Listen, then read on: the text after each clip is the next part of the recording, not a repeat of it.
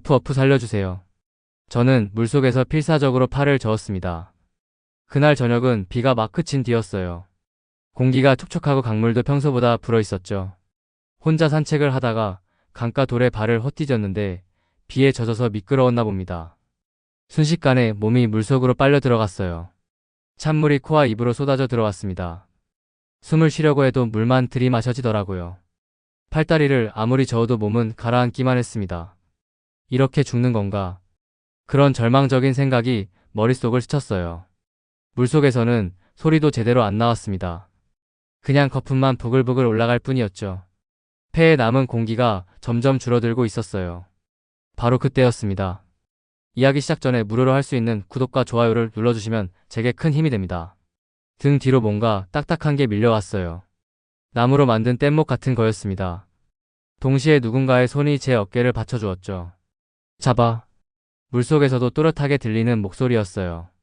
낮고 안정적인, 어디서 많이 들어본 듯한 음성이었습니다. 저는 뗏목을 붙잡고 간신히 얼굴을 물 위로 올렸어요. 숨을 들이마셨습니다. 살았다는 안도감이 밀려왔죠. 그리고 저를 도와주는 사람을 봤습니다. 깜짝 놀랐어요. 분명히 아는 얼굴이었거든요. 민수야? 제가 그의 이름을 부르자 그는 짧게 고개를 끄덕였습니다. 틀림없었어요. 초등학교 때부터 함께 자란 제일 친한 친구였습니다. 하지만 동시에 제가 제일 원망하고 있던 사람이기도 했죠.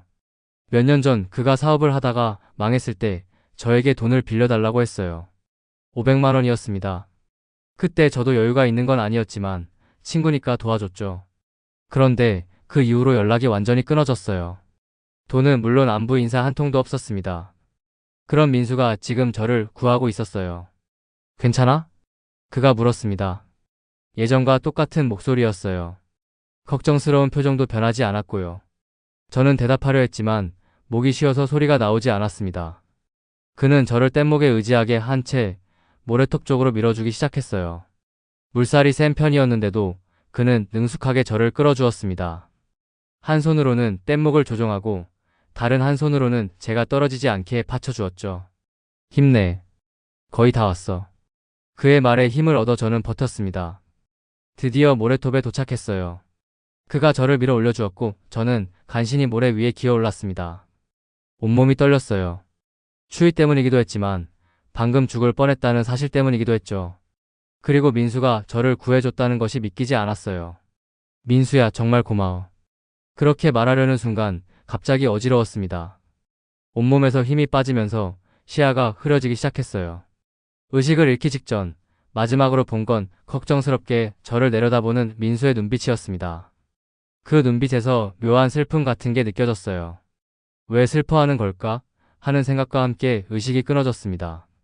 잠깐 정신이 돌아왔을 때 누군가 제 어깨를 두드리고 있었습니다. 톡톡. 2번 연속으로 가볍게 두드리는 손길이었어요. 아, 이건 민수의 습관이었습니다. 어릴 때부터 저를 부르거나 깨울 때마다 그렇게 어깨를 두드렸거든요. 초등학교 때도, 중학교 때도, 고등학교를 졸업할 때까지도 그랬어요. 그 익숙한 감촉에 전 조금 더 정신이 들었습니다. 눈을 뜨려고 했지만 눈꺼풀이 무거웠어요. 대신 다른 감각들이 선명해졌죠. 제 손목에는 뭔가 거친 게 감겨 있었습니다. 밧줄이 스쳐간 자국 같았어요. 그 자국이 제 손목에 붉은 띠를 만들고 있었습니다. 코끝에서는 특이한 냄새가 났어요. 물에 젖은 나무 냄새였습니다. 오래된 나무가 강물에 불어서 우린 듯한 냄새였죠. 뗏목에서 나는 냄새가 분명했어요. 괜찮아? 민수의 목소리가 들렸습니다. 가까이에서 들리는 걸 보니 여전히 제 곁에 있나 봐요. 고마워. 그렇게 말하려 했는데 목이 막혔습니다. 물을 많이 마셔서 그런지 목이 쉰 것 같았어요. 소리가 제대로 나오지 않았죠. 이상한 기분이었습니다. 분명 화가 나야 할 상황이었어요. 몇 년간 연락도 안 하고 빌린 돈도 안 갚고 그런 민수를 마주한 상황이었으니까요. 근데 지금은 화보다 안도감이 더 컸습니다. 그래도 살려줬네. 그동안 쌓여있던 원망이 물에 씻겨 내려가는 것 같았어요. 물론 돈 문제는 여전히 남아있지만 일단 목숨부터 구해준 게 사실이잖아요. 민수가 다시 제 어깨를 두드렸습니다. 예전보다 조금 더 조심스럽게요. 힘들면 자도 돼, 괜찮아. 그의 말에 저는 마음을 놓았어요. 시야가 다시 흐려지기 시작했지만 불안하지는 않았습니다. 민수가 곁에 있다는 것만으로도 안심이 되었거든요. 어릴 때부터 그랬어요. 민수가 옆에 있으면 무서운 게 없었습니다. 싸움을 잘해서가 아니라 그냥 믿음직스러운 친구였거든요. 지금도 마찬가지였어요. 바람이 불어와서 젖은 옷이 더 차갑게 느껴졌습니다. 하지만 곧 따뜻한 뭔가가 제 몸을 덮어주었어요. 민수의 겉옷 같았습니다. 조금만 더 버텨, 곧 누가 올 거야. 그의 말을 마지막으로 저는 다시 의식을 잃었습니다. 하지만 이번에는 편안한 잠에 빠져드는 것 같았어요.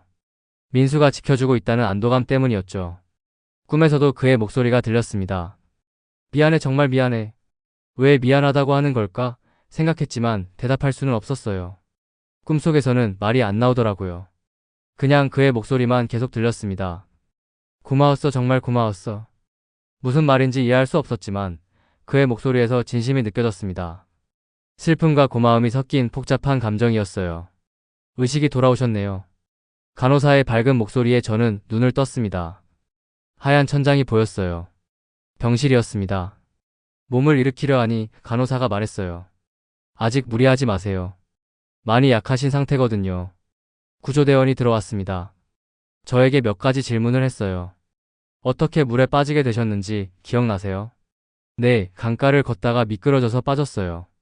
발견 당시에는 혼자 계셨습니다. 다른 분과 함께 계셨나요? 그 말에 저는 고개를 저었어요.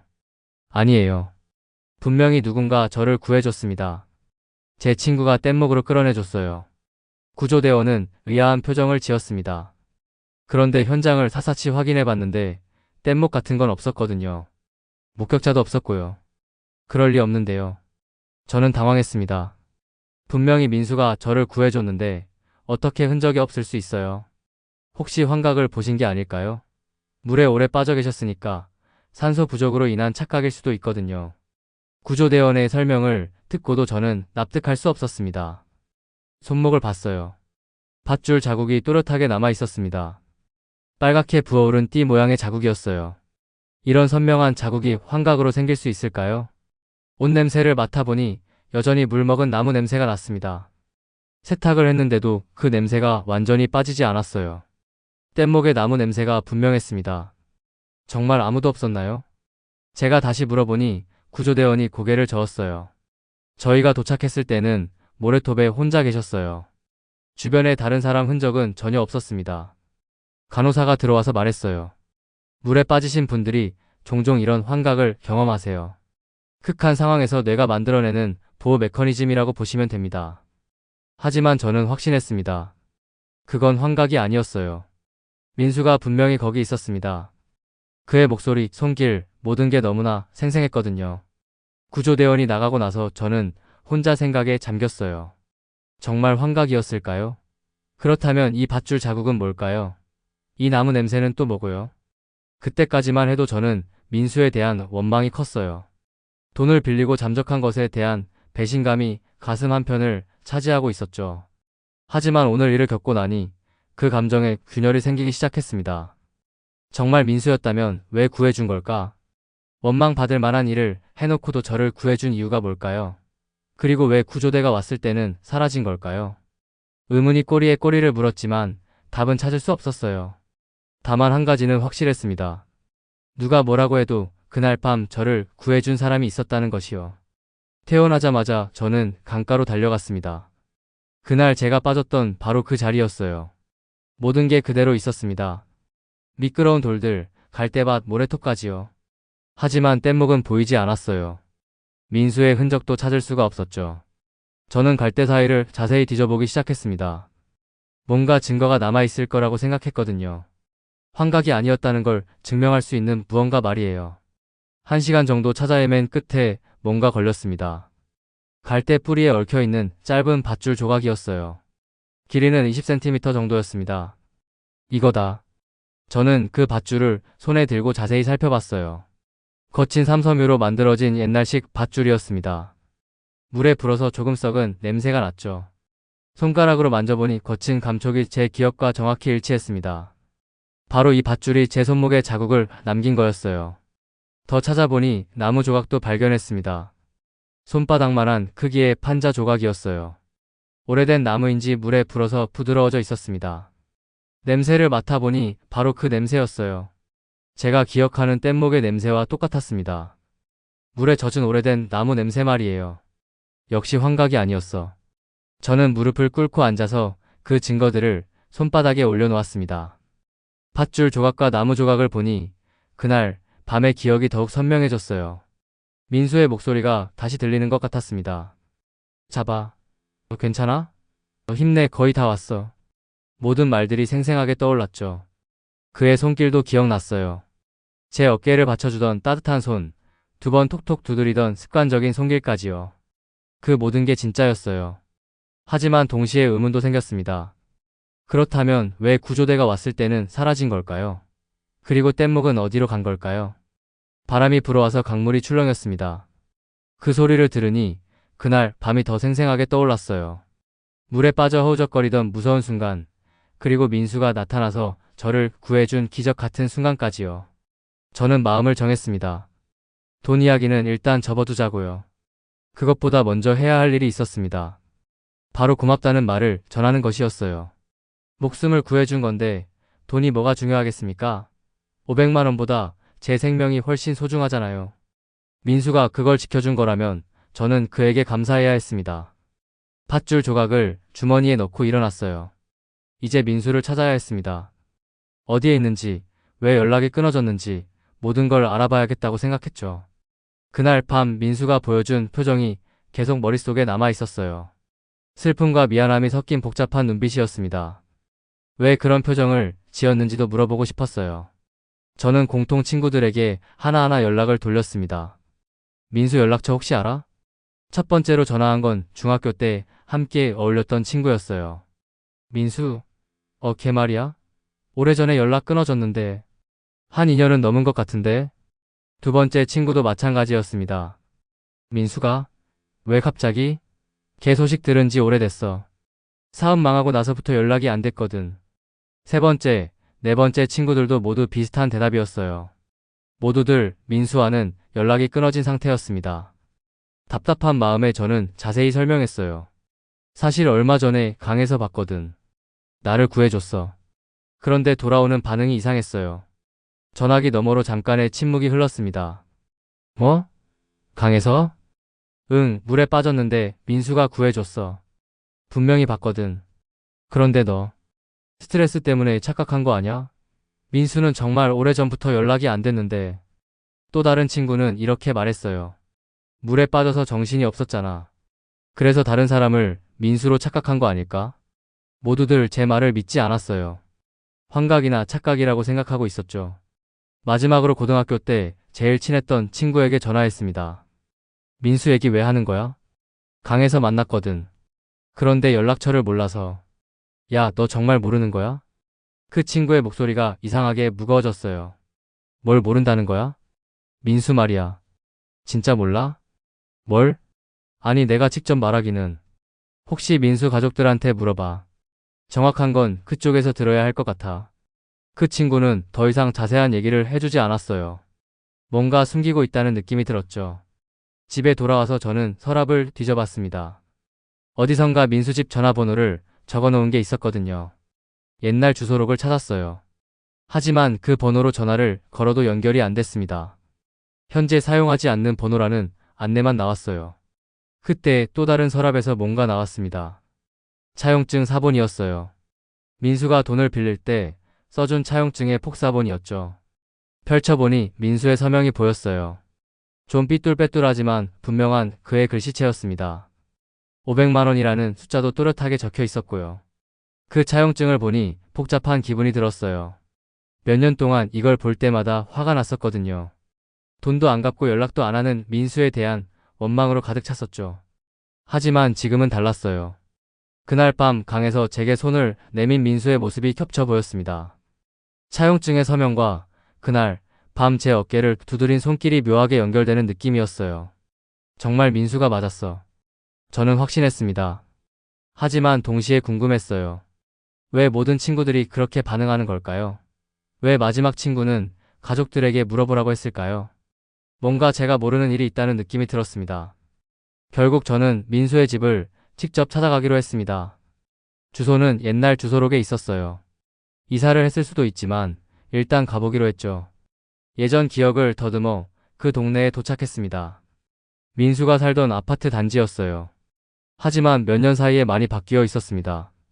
상가들도 다르고 주변 환경도 달라져 있었어요.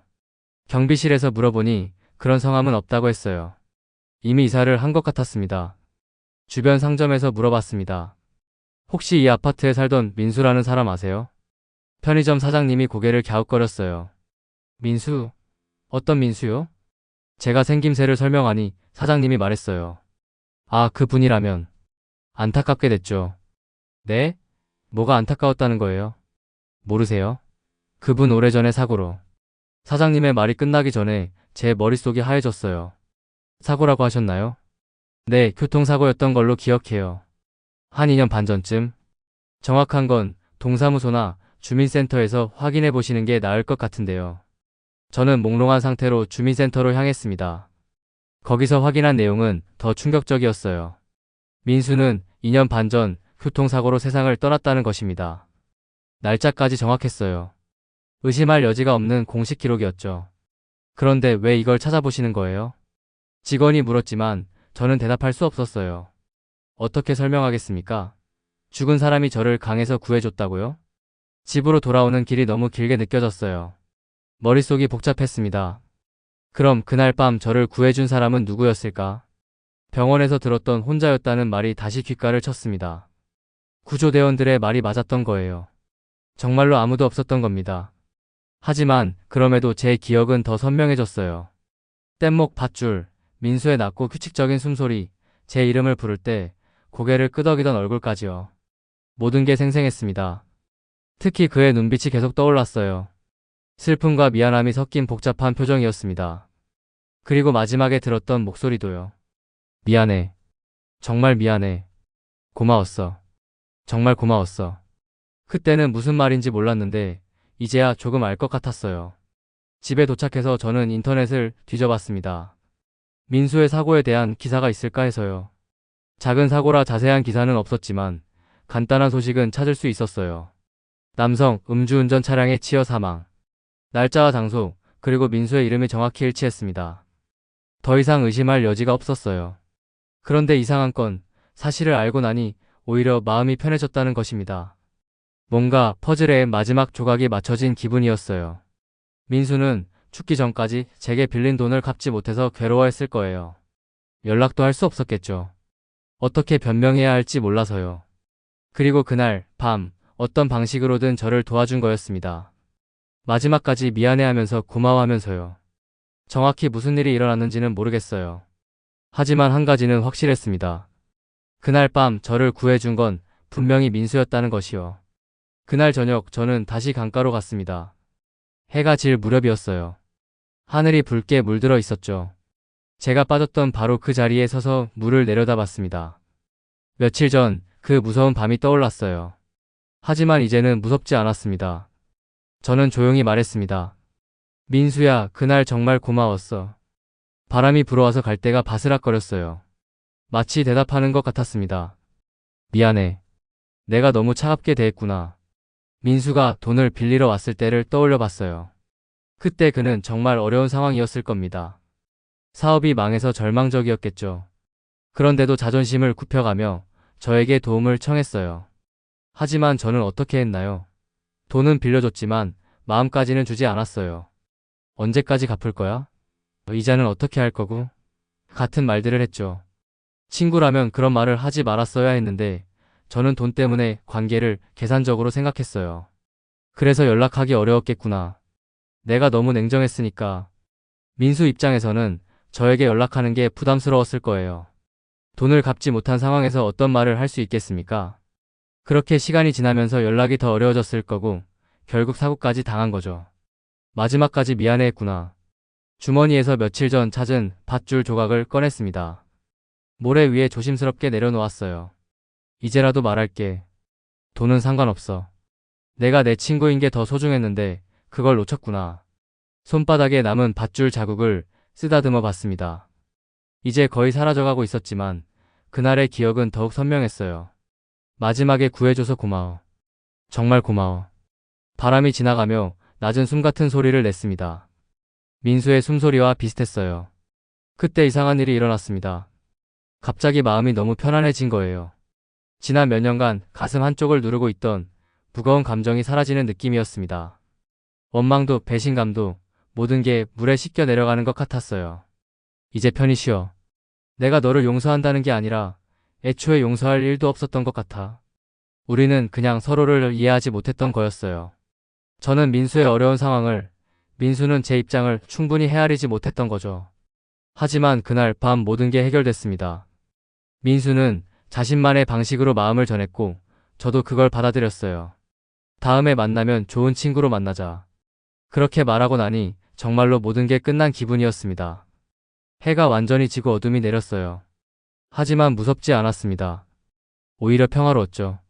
집으로 돌아가는 길에 저는 생각했어요. 공포가 가라앉고 감사가 자리 잡았습니다. 민수에 대한 고마움과 살아있다는 것에 대한 감사함이 마음을 가득 채웠어요. 일주일 후 조심스럽게 문을 두드리는 소리가 들렸습니다. 누구세요? 민수 엄마입니다. 깜짝 놀라서 문을 열었어요. 정말로 민수 어머니였습니다. 몇 년 만에 보는 얼굴이었지만 금세 알아볼 수 있었죠. 다만 예전보다 많이 늙어 보이셨어요. 어머니 어떻게 들어가도 될까요? 저는 급히 어머니를 모셨습니다. 차를 끓여드리면서 조심스럽게 물어봤어요. 혹시 민수 일로 오신 거예요? 어머니가 고개를 끄덕이셨습니다. 친구들한테 들었어요. 민수를 찾고 다닌다고.